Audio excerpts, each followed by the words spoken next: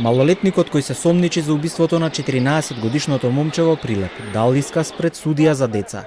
Во Прилепскиот суд почна подготвителната постапка за случајот кој се случи пред една недела во центарот на градот. Се преземаат и други действија по предлог на обвинителот.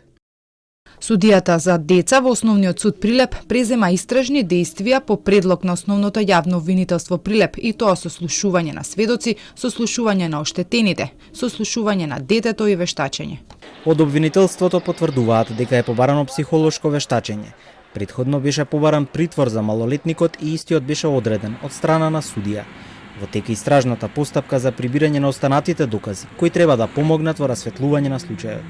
Правниот застапник на осомничениот 15-годишник вели дека се уште го немаат добиено обдукцијскиот наод.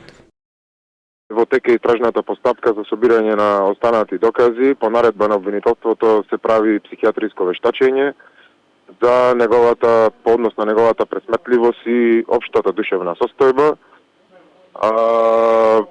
Се уште чекаме останати докази, го немаме добиено обдукцијскиот наод, немаме добиено и други писмени докази кои треба понатаму да се прибават.